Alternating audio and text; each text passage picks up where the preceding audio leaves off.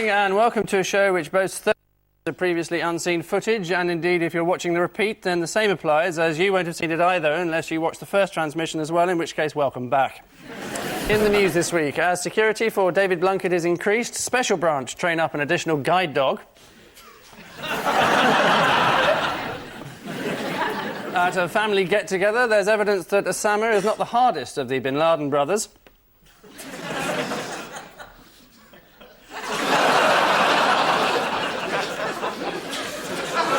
And in Yorkshire, Mrs. Alan Titchmarsh makes a desperate attempt to spice up their marriage. On Ian Hislop's team is 1FM's breakfast show DJ. For Ian's benefit, that's a person who plays gramophone records on the wireless for the Light programme, Sara Cox.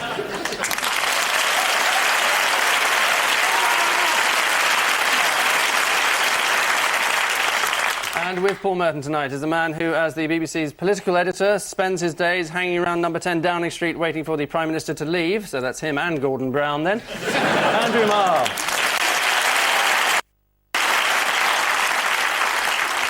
So, a quick look at the scores. It would be pointless as we begin round one. Ian and Sarah, your forces of habit.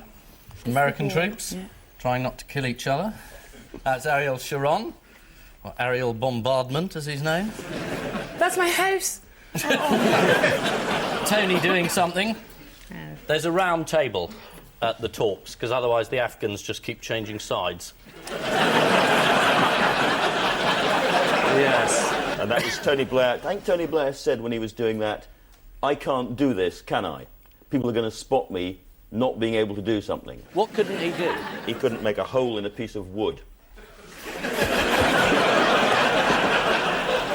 So you can add that to running a train service. And you flew around the Middle East with Mr. Blair, did you not? I did. It was an aeroplane, and he's at the front.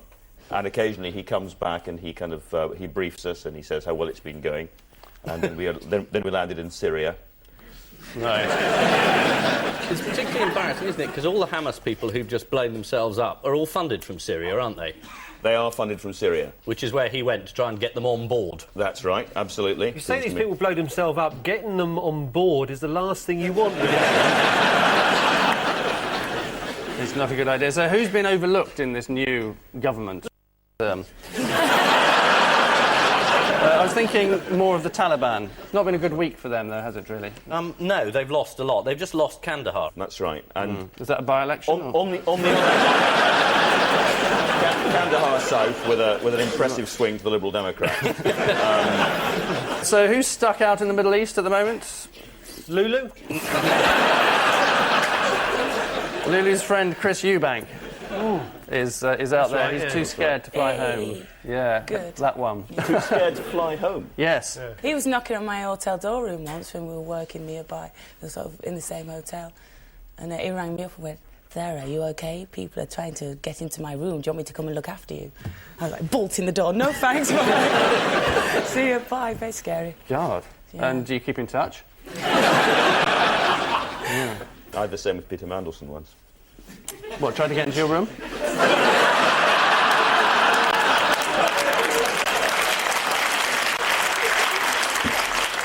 Does Ronaldo know? He was there already. Heard it here first. This is the latest developments in the war on terror. This week, Osama bin Laden was almost captured during an assault on one of his mountain strongholds. According to an SAS source, we were within a whisker of bin Laden. That could have been miles away. This week, it emerged that Chris Eubank has been stranded in Dubai for over 2 months, too afraid to return because of his fears over the US anthrax crisis. His fears being that someone might ask him to say US anthrax crisis. Paul and Andrew, your moving image.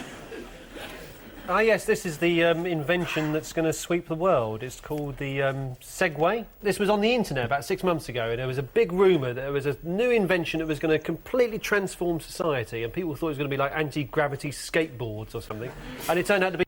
In Britain, you're not going to be able to use it on the roads because it's not a car. and you're not going to be able to use it on the pavements. Therefore, you're not going to be able to use it anywhere at all. Well, also, the Department of Transport said you can be as young and as drunk as you like and use it on private land. So they'll Billy Piper. Very Chris exciting. and Billy. We'll do it on those days. Off the They'll Reds. bump into Ewan coming the other way. Yeah. How fast you did knew it that. go? 17 miles an hour. 17. 17 miles an hour. That's right. pretty good. That's faster than a train. And what's the drawback with it? There is one major drawback. It's rubbish. It's rubbish. It being What do you rubbish, use from? obviously. It's all right with these young dudes doing it, all these skater types with the Yeah. helmets on, but, you know, some harumphing old, dusty old bloke. God, ageist. All right for your listeners. Also, you look like a plonker. That's the other Which is drawback, good. yes. Although the drawback I was thinking of is that it actually needs recharging every 2 hours. We just plug it in, though, surely.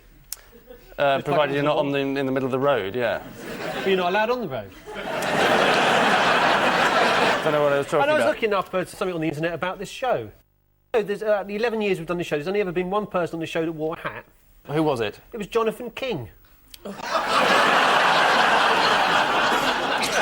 It's not the most shameful thing he's known for now, either, is it? The hat wearing. No, that's the Bay City Rollers, isn't it?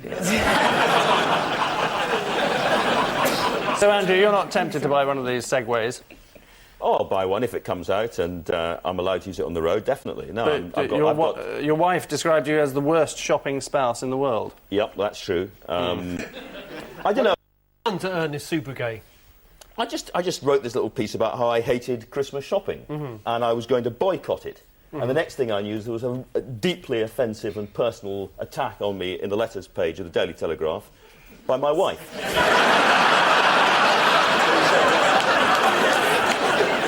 Didn't you threaten to buy her a burqa? Yes, I said I was going to put her in a burqa. And she then pointed out she wouldn't need to worry about this because I'd never get the right size. Yes, this is the Segway, the revolutionary new personal transporter. Its inventor, Dean Kamen, told the world it...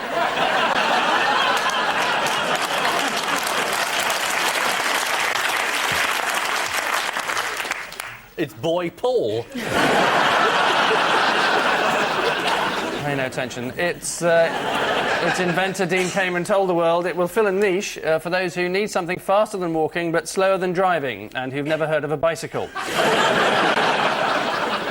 A scarf here, look.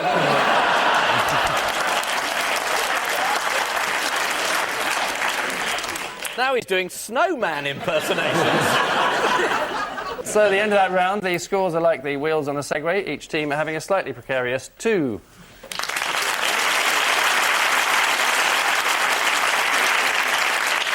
And so we toast in every respect the world of the tabloids and all who fail in them. Ian and Sarah, your Filkin out of order. I think this is a woman called Elizabeth Filkin, who's the Parliamentary Standards Commissioner, sleazebuster, if you're reading one of the smaller papers. Members of Parliament have decided that she's there in order to find them out when they're being corrupt or sleazy, which she did very efficiently, and they hated it. And they fired her. They've got rid of her. That's good if you can do that. So. It was fine when she was finding out that Tories were corrupt, but when she found out the members of the Labour Party were corrupt, then suddenly that wasn't on. Yes. I mean, she investigated Mandelson, Vaz, Very good. Robinson, all those pillars of probity. She was meant to say, oh, Peter's mortgage, that looks good. Yep. It's very normal to borrow that sort of money from the Paymaster General. Good. Keith Vaz, straight as the day is long. That's right. Jen Robinson didn't take 200 from Maxwell. It was an accident. It was. Slipped into his pocket. Whoa! There was also a hideous reminder of the golden days of sleaze in one of the papers this week. This, in fact, was taken from GQ magazine. Oh, come on, this programme isn't on late enough to show that. There's some sort of antelope next to Christine, and she's holding its mouth shut. And I thought maybe the antelope were going, your ass looks fat in that. The creature that's on the left, that bird. Has somebody rammed a carrot into it? What's wrong with its beak? I think you should have stayed with either woodland or farm. Coming from farming stock myself, you couldn't run a farm like that with wolves and sheep and herons. And the Hamiltons walking around stark naked, you wouldn't do any work. Paul and Andrew, your police revolver. Whistling bobbies on the beat. This is a made-up story, I think. Some bobbies have discovered that if they played music from old police programme hits like cars and stuff, crime dropped and people were greatly reassured. This is the West Midlands Police, in fact. And where does the whistling come in, then? I think they've taped some of them whistling Z cars. They have, as yeah. Andrew said. We do actually have a tape of them whistling. Go on, then.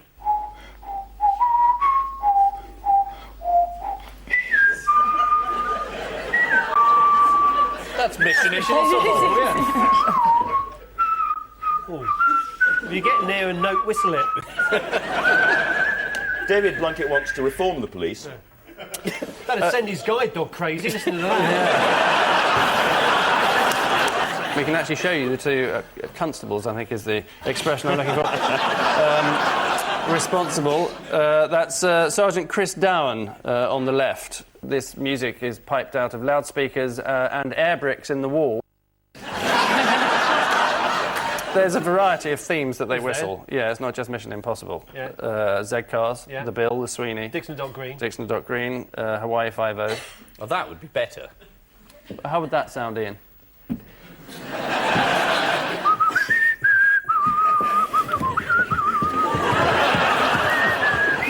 Yeah, that's fine. Thank you very much.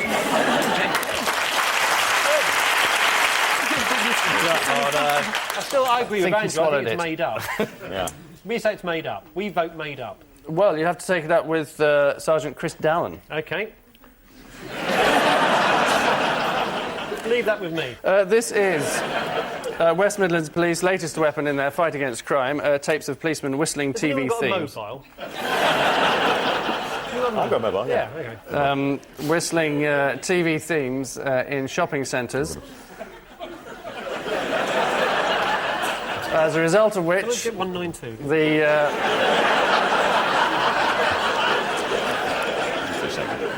as a result Carry of on. which the number of muggings has dropped Distracted. dramatically. Although that's hardly surprising, as so is the number of shoppers. Has this turned into Graham Norton, or have I come to the wrong studio? Oh, God, I hope not. In a speech to police officers earlier this year, David Blunkett said, "I'm shocked at the scale and cost of excess absenteeism." Hello, yes, I'm adding, looking for the number. West Midlands Police Force. Keep going. adding,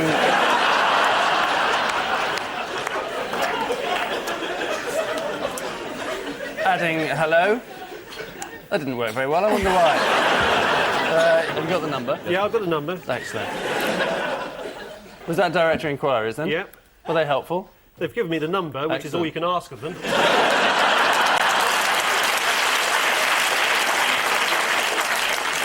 Hello, is that the West Midlands Police Force? Yeah. I wonder if you could settle a bet for me. Yes, there was a story that I saw in the papers the other day about the West Bromwich Police Force who are... yes, they've recorded various television theme tunes. They've whistled them. And they're playing them in West Bromwich to cut down crime. It's not bollocks, I assure you.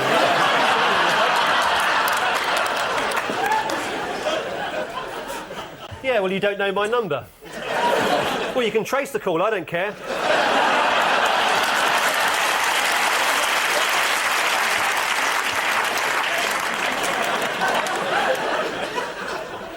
Meanwhile, back I at the wouldn't have any quiz. plans for tomorrow if I were you. Ian and Sarah, name, game and fame. Is this to do with Delia Smith? Well, it's Delia. No, we don't have to call her Delia. You don't have to call her You Delia do a Smith anymore. Delia. She's no in the dictionary. If you do a Delia, it's a simple dish. And I was going to say, you could have yours, Angus. What's that then? Like a simple dish, I was going to say. Were you going to say that? Yeah, but I Thank thought- God you didn't. God, how embarrassing will that have been? Yes. She crops You up fancy twice Angus? in the... Who, me? Yeah. No, actually, but I have interviewed Angus when we've been out at film premieres. Yeah. And when we can't get Hugh Grant, we always get Angus. Now, Delia. Yeah. So it is in the dictionary. And, Yeah, she is twice in the dictionary. The two phrases, doing a Delia and a Delia dish. There are plenty of other English phrases which use the names of individuals, even though we have no idea who they are. A phrase, the real McCoy, going for a Burton, and Ian Duncan Smith. Delia Smith is the first celebrity chef to have her Christian name appear in a dictionary, apart, of course, from Fanny Craddock, although her first name is actually included as a description of Gary Rhodes. And finally in this round, Paul and Andrew, the waiting's over. Well, this has got to be the NHS story, I guess. They are going to open lots of mini hospitals. They're going to bring over lots of French and German doctors, and they're going to let NHS patients go into private hospitals if they've been waiting for too long. And they're going to train up postmen as well. To do what? Whistle. Simple operations. Basically, so what if you've got an appendectomy or something like that, you just, like, in the morning, you just stick your stomach to the letterbox, he's on the other side, all done. Right. Keyhole surgery. Excellent, keyhole surgery, there we go.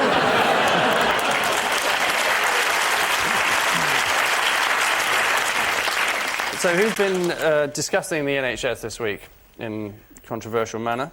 Lulu. On the Frost programme. Because a lot of people say it's got nothing to do with her, but she says no, it's a concern of a... Yeah, so I was thinking She says more... it makes it want to shout. He really is a big fan. It's very Funnily sad. enough, Gordon Brown is a big Lulu fan as well. Is he? He is, yes. Do you know that for a fact? Yes, he speaks about little else. But he has been speaking about the NHS and about how we're going to have to pay higher taxes if we want a better NHS. How do you find out about all these things to do with politicians? You often Turn on the have... television and watch it. No, you don't. You watch John Sargent, don't you? That's I watch John Sargent. He tells me everything Do I you need to have know. cosy one-to-one lunches, don't you? I have very cosy one-to-one lunches. How was your cosy one-to-one lunch with Alistair Campbell last week? Cosy. Was it? So what's the truth about the pact between him and Blair, then, in your opinion? I think it is true. I think at some point Blair is going to stand aside and that will take over. I was meaning more between Brown and Blair. Oh, that pact? Yes. Brown wouldn't deny it the other morning, would he? That is actually interesting. Up to now, they've both said, absolute nonsense, there's no such pact. And Brown gave a little wee Scottish smile and said, He also said it's just his and Tony's business. I suppose who's Prime Minister isn't any of our business, is it, really?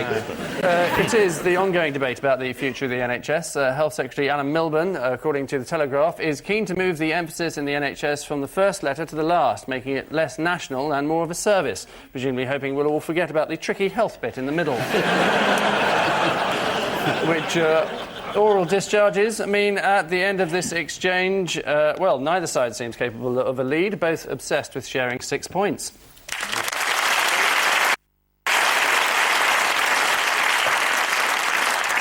Odd one out's the only honest way to describe the next round. Paul and Andrew.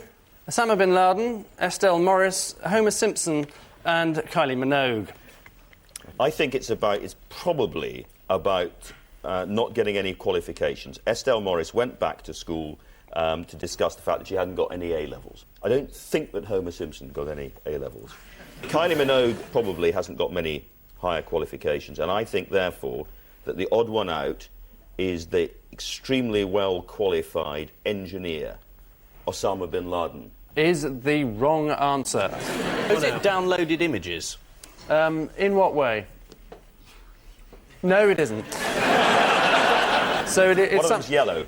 Websites. Yeah. Oh, Friends United. That new website that's opened up, which had to be closed down because people were going to schools and then they were saying libelous stuff about ex-teachers. What, so all Osama's mates from Jeddah High School were looking him up? Exactly. It's a bit late. They're going, yeah, watch out for him. He's well done. Yeah, we know. Yeah, thanks. Remember when he put that stink bomb in chemistry? So, I think... So that's the odd one out. Who are you picking as the odd one out? You see that? You want to pin me down there, don't you? Well, I think then the odd one out is Osama bin Laden. Is the wrong answer. Well, if it's However, not him, it must be Homer Simpson then. equally wrong, but Well, you will get there in the I end. know. Estelle! Is the right answer.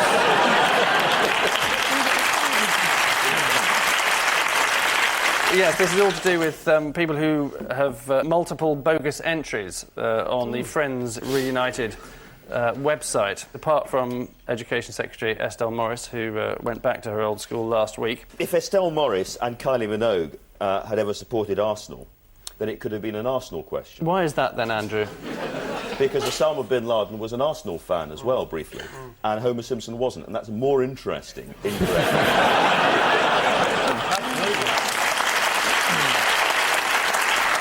Trust him to support the Gunners. Osama has 4 entries, which is kind of strange given that 2 of them are actually Catholic schools. Yes, and Kylie has 6 entries on the website. Who was she spied with in Manchester this week? Ryan Giggs. Very nearly. Jamie Theakston. Almost. You were there in Manchester? Yeah, I gave her an award at the top of the Pops Awards, I swear, and I saw it back on telly. She's about that.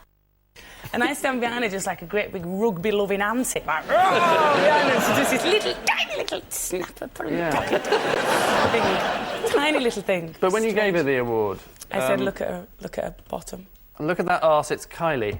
Yeah, look at that bottom, I had to say, because it was top of the Pops. Oh, right, you're not allowed to this say is all arse. because of her video, which was I'm spinning around, look at my arse, because it was basically just a shot of her in gold. That's not what the video's called, is it? Well, no, but it was in my world. Yeah. Didn't you get into trouble for asking Simon Mayo if he had a large penis? Was this on Children's Hour, was it? Yeah, no. Children's Hour, Ian, I think stopped about 1962. No, that was one of the reasons you didn't Jolly get good, though, wasn't it? It was. Muffin the Mule. That's a criminal offence. It is, no, No, apparently you didn't get into trouble because it was after the morning watershed of 8:45, because after the school run, you can say words like penis. Yeah, I'm on till 10 You now, said so it's all sod right. this morning, Sod. about 5'2". Yeah, I also also Radio 1, Ian. Did you this? Doing my homework. Is Jimmy Young got too racy for you? You can say near enough anything, but if you say something like testicle and then parents complain, they have to explain to their son what a testicle is. It's kind of like you've got to at some point. Not necessarily during the school run, though. Says the father of two. Father of two testicles. They all have multiple bogus entries on the Friends Reunited website, except Estelle Morris. One former pupil at a school in Suffolk has logged onto the website using the name Osama bin Laden as a joke. Presumably he won't find it quite so funny when a Tomahawk missile comes hurtling through his French windows. Ian and Sarah, something of an unusual challenge for you, insofar as you have to choose between these. That's life.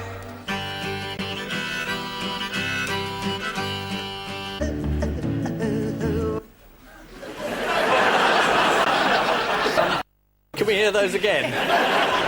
Well, the first one's Bridge Over Troubled Waters. No. The first one's Morning Has Broken, Cat Stevens.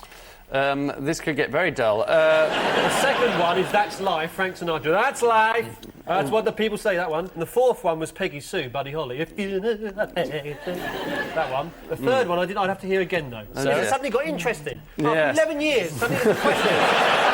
This is interesting. Yes, well, he got 2 out of 4. Anyway, we'll hear them again. Oh, he's right. It is Bridge Over Troubled Waters. Yeah. That's life. That's life, yeah. No, it's Dylan. That's Bob Dylan, yeah. Dylan. So we got Bridge Over Troubled Water, That's Life and Peggy Sue. And the third one... It's Bob Dylan, but Yes. it's It's Times They Are Changing. Times They Are Changing. Yes. Right. It is to do with a Mr. Michael Kerr. I'll give you that. Any idea who Michael Kerr might be? Is he a pseudonym for... Shaggy? You've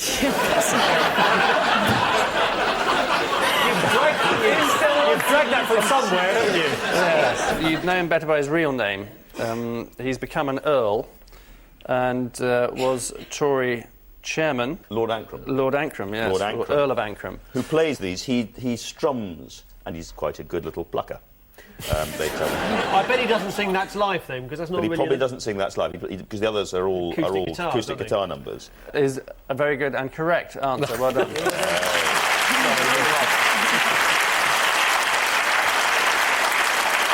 Quite good. Is he? Yeah. Have you got any footage of him? All right, let's hear it. Let me take you by the hand and lead you through the streets of London. God, I've seen him down the tube. How many guitars has he got? 4. One. He's got 3. He's got a 12-string, a classical Spanish, and 1 for relaxation. Really? What does he do with that? No idea. Beggars belief, doesn't it? Yeah. And why have we chosen That's Life as the odd one out? Because he doesn't sing that one. There's slightly more reason to it. It was chosen by William Hague on Desert Island this week. Did you not listen to him? I started, but I didn't get very far. Why is that then? Turned it off. I did like the sound of his sister, though. Yeah. He was asked whether he got above himself in politics and did his family keep him drowned. He said his elder sister always wrote to him, "Dear Tory pig."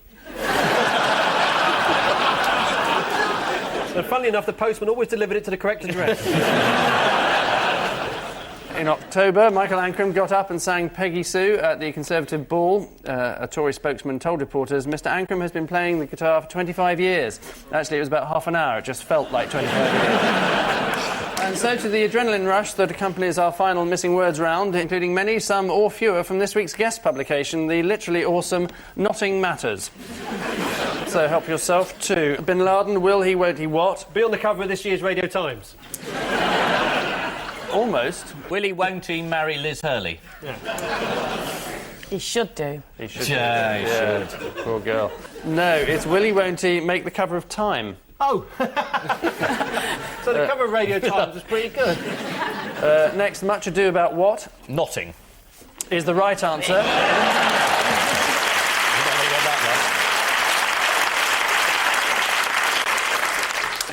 An article from Notting Matters featuring such knots as Pedigree Cow Hitch, Granger's Grip Spike and the Royal Bastard, which is really Isaac Walton's Angler's Loop Knot by another name, coined by one Brian Toss, who himself should be known by another name. Next, what works in advertising? Angus Dayton. My friend Kev used to. No, bald front is the answer. This is the news that bald people can now sell advertising space on the back of their heads. That's brilliant. Next, Notting what? Notting Forest 1, Leighton Orient 2. From The Guardian. Notting ventured, Notting gained. No. This article features a diagram showing how to tie a secure alternative to the clove hitch, apparently. The insecurity of a clove hitch being a problem, I think, for most of our viewers. And finally, Santa's what? Grotto hit by B-52s. No, Santa's not scared to open his mail. This is Mr. Rob Ryan of Illinois, who receives over 500 letters a year around now since changing his name to Santa Claus. You'd have to be very short of friends, wouldn't you, really? Which fruitless endeavours mean at the end of tonight's final segment, this week's Bitter Lemons are Ian and Sarah with 8, while this week's Perfect Pair are Paul and Andrew with 10.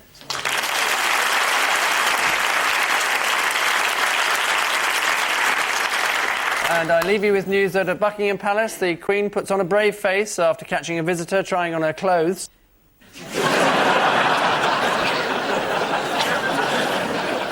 Following Jerry Halliwell's recent for the troops, there's evidence the Grumbleweeds may not have gone down quite so well. And history is made as John Paul II becomes the first pope to visit Lilliput. Good night.